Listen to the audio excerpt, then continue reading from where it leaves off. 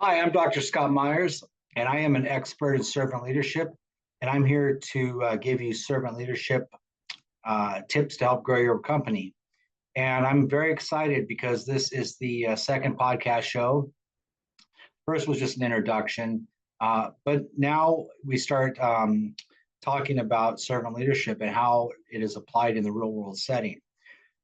So, I have daily segments on social media, and And then Tuesday, I have a Zoom show on drscottmyers.com that really kind of summarizes all of the little segments that are posted on social media.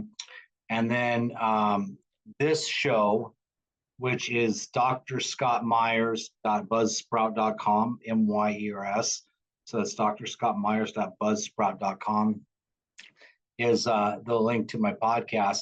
And I want to give a shout out to my very good friend and dear mentor, Kevin Ware.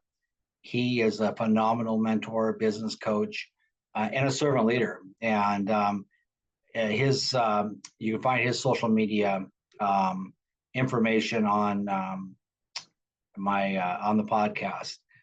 So my fans were telling me that I'm all out of sync. One show on Tuesday's show, I'm here, and the TikToks, the social media segments, I'm different places. So what I decided to do is kind of keep it all in sync. I will my Tuesday show will be a summary of all my social media posts, and then my podcast Thursday will be a summary of my social media post, but with the added real life example to include. And then Friday's show, I'm going to be trying to have a guest to show how servant leadership's applied and have a guest. And tomorrow, Friday's guest is Mr. Kevin Ware.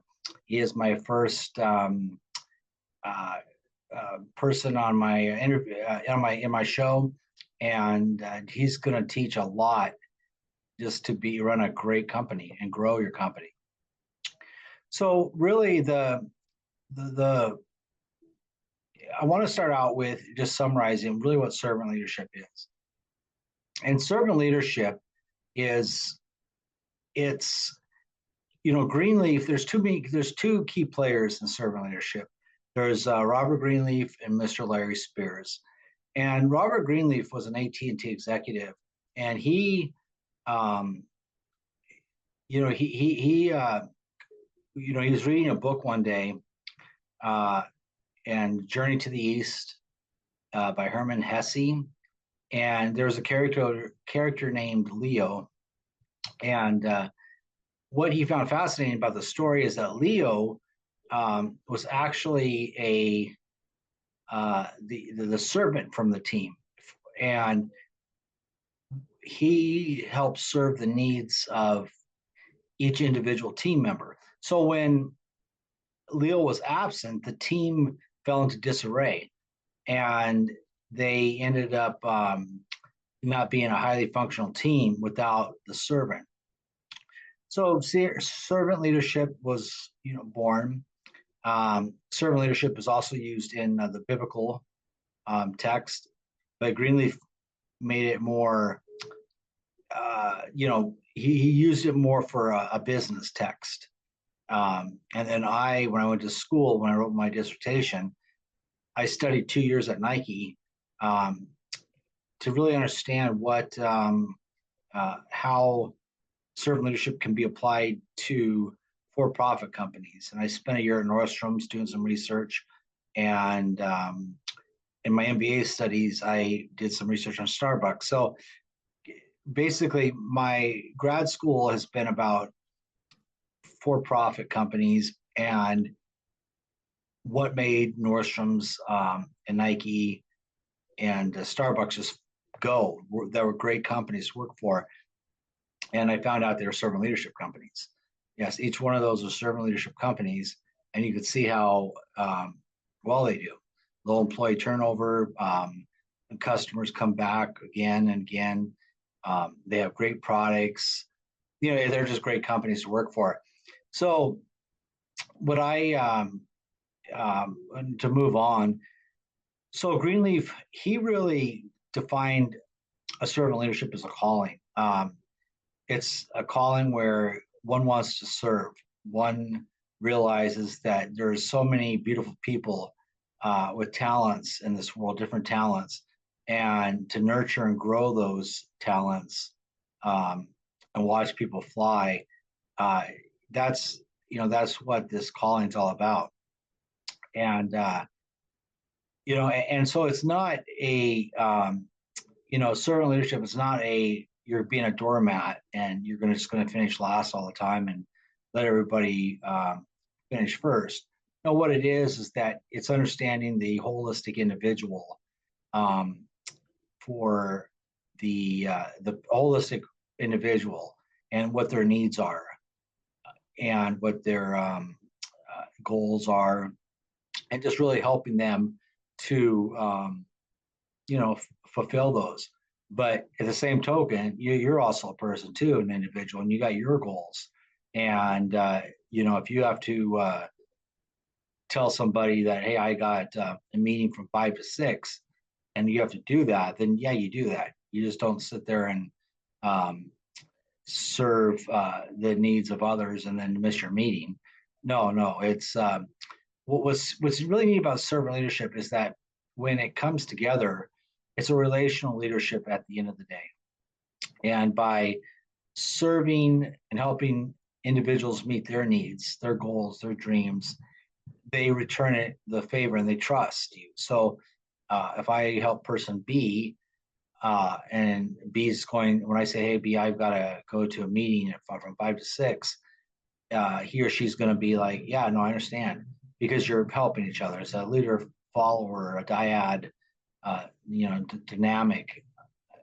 Okay, I kind of think I screwed that up. A dynamic between two people. I'll just put it that way. That's what I'll say. And so Greenleaf, he defined the best test. And he defined the term servant leadership.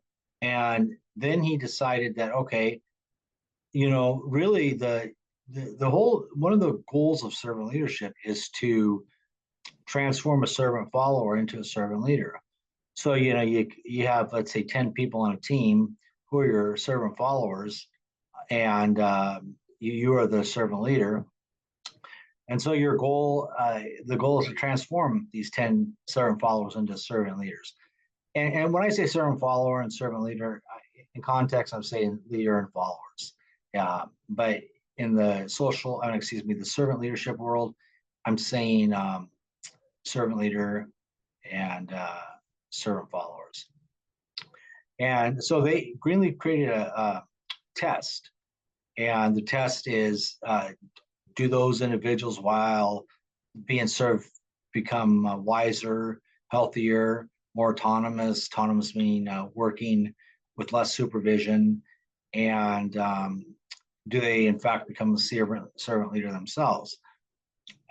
So that was kind of like the best test scenario Greenleaf had as a guideline for servant leaders to see how they're doing with their servant followers. So Greenleaf, he basically wrote his notes in a notepad and essays, and he had them scattered all over the place. And along came a man named Larry Spears, who was really fascinated and passionate about Robert Greenleaf and his teaching. And he, just started reading the essays and notes and did research, and finally came down to that there was 10 characteristics of servant leadership that equal all of Robert Greenleaf's notes. And there you can find them on my site. You can go to the drscottmyers.com and check those 10 characteristics out, or drscottmyers.buzzsprout.com as well.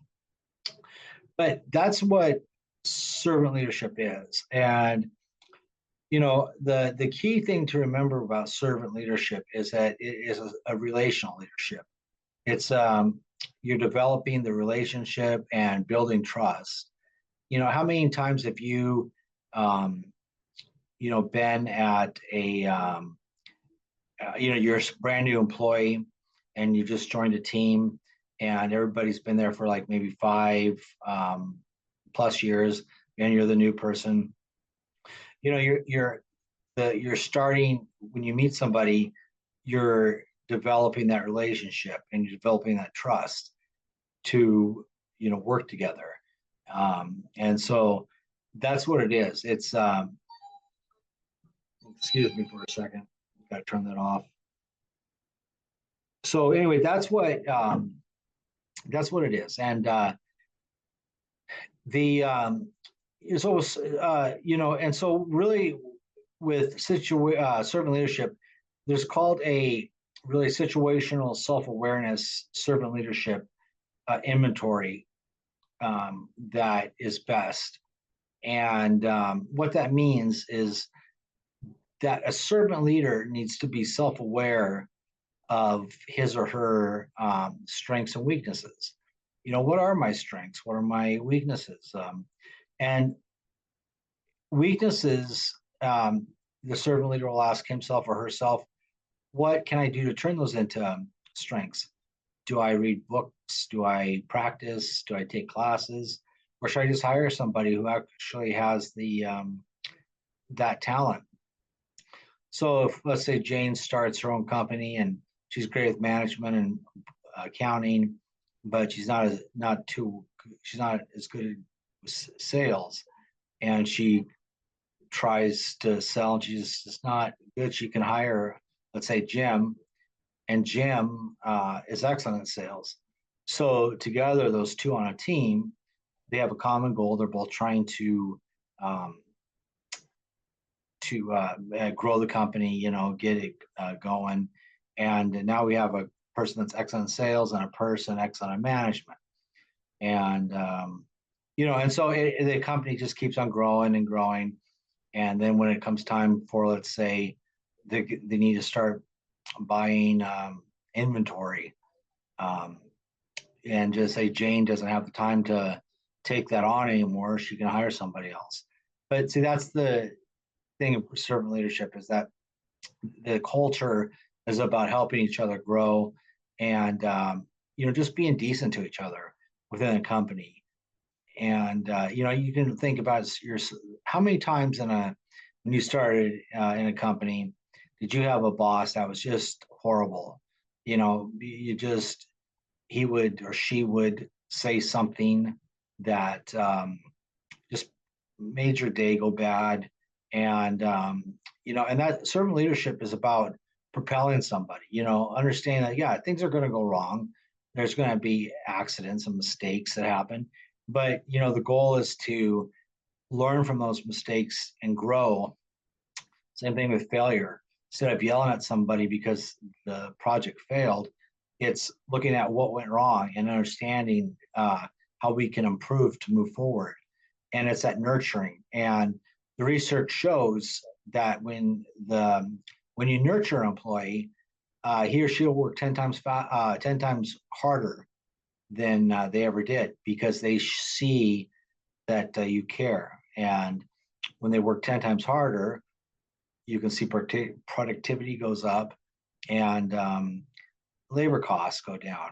I had a servant leader I trained under while I was working at Nike, and she was a phenomenal servant leader. As a matter of fact, there was a team of us. I think there was 5 of us, and with her servant leadership, we were able to do the job of 10 people. So instead of Nike hiring 10 people to do the work, we could get the job done in just 5. So imagine, how excited Nike was to see that. And so, and at the end of the day, the servant leader isn't trying to do this for gain. he or she is strictly, it's about helping the person grow. And, and I'll give you another example. The same servant leader, there was a gentleman on our team, and he was passionate about going green, climate, or the earth, but he had no desire to move beyond the his current position at Nike. He just wanted to stay there, but he was passionate about the climate.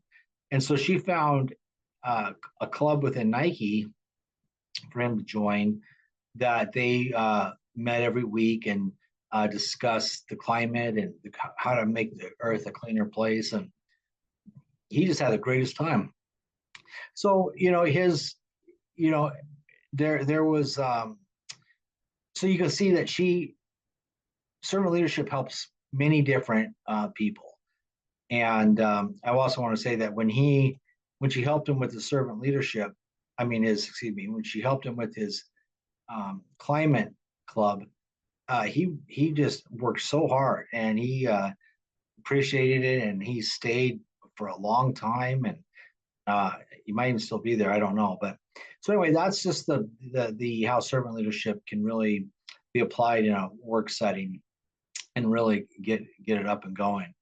And so with this in context now, I will shift my attention to a real life example and talk about Starbucks. And after this, I'll end the show. Friday, we'll have Mr. Kevin Weir on. And then next Thursday, I will talk about the one of the 10 characteristics of servant leadership listening. So if you look at Starbucks, when I was going through grad school for my MBA studies, I took a year to research Starbucks. What made Starbucks such a great company? When I would go into Starbucks, I just felt emotionally attached. Like it was a brand, but it was like a brand that I felt connected to. And so I was curious, why is that? And, I would see employees just working very hard and just doing very friendly. And so upon my research, what I found out was, first of all, the employees, part-time employees that work 20 hours or more get health insurance. And Starbucks health insurance is phenomenal. It's probably one of the best insurance policies I've ever seen. And I can't comment on that because there's confidentiality, and I don't want to, disclose any information that because I saw their insurance policy. But let's just say they have probably one of the best policies I've ever seen. They take care of their employees, and at the end of the day, employees are not spending hardly anything out of pocket. And because of that, the employee feels taken care of. He or she comes to work every day, and he or she knows that when they work hard, there's health insurance for their kids, their husband, her wife, his wife, whatever. And that just really, brings that caring comes forward with employees being happier and more to the customers, And, I'm sure we've all witnessed companies we went to where employees weren't taken very care of, and it rubbed off to the customer. But when when an employee thinks that they're being taken care of, they're more friendly to the customer because they're thinking, well, this company takes care of me. I want to still keep it growing. So, from an employee standpoint, that's how servant leadership is being applied in a real context setting. And so then I went to look at the customers, what made the customers so happy. And when I was doing my research, what I found out is that, if you go to Starbucks and you say my drink's bad, they just get you a new one. They don't even question, because they know that it's not worth getting into an argument. They realize that you're a person. you said a drink and the barista made a mistake, and they will make it right. And and have you ever been to like I had an example of a situation of a phone.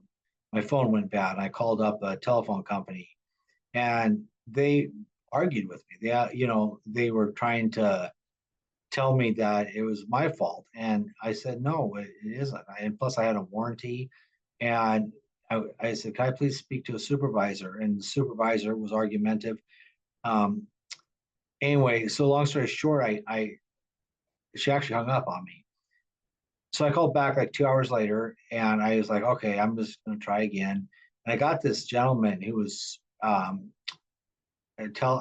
customer service representative, and he took care of everything for me.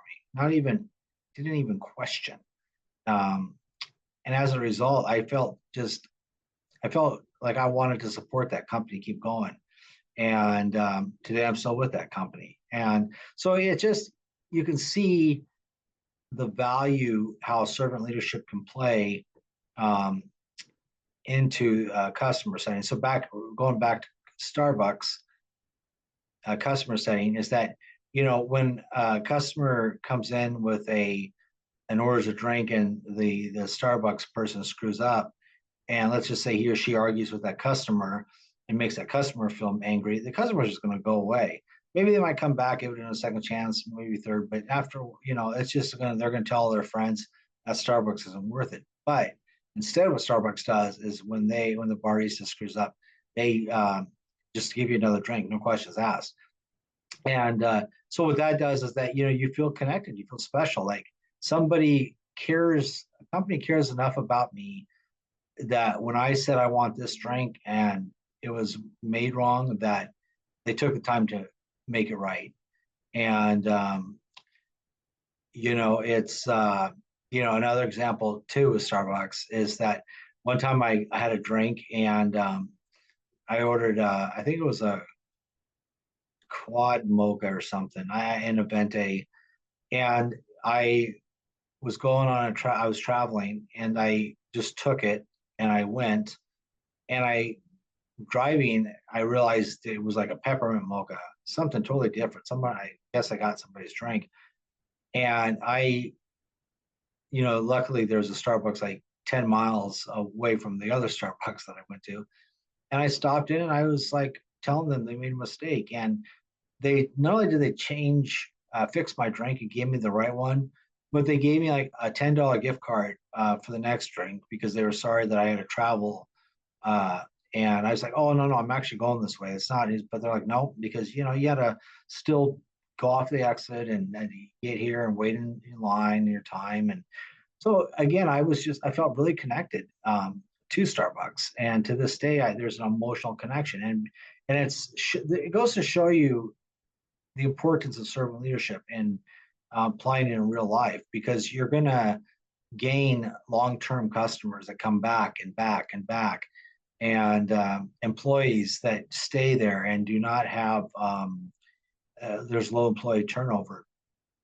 So that's pretty much today's podcast, and tomorrow we will be interviewing Kevin Weir and ask him some questions, what he thinks a good servant leader is. And then next week we will go into my 10 characteristics of servant leadership. So I want to say thank you very much for this is so much fun, and I love helping people. So join us daily for business tips, and have a great day. And check out a phenomenal business coach, mentor, and friend of mine, kevinweir.actioncoach.com, WEIR, kevinweir.actioncoach.com.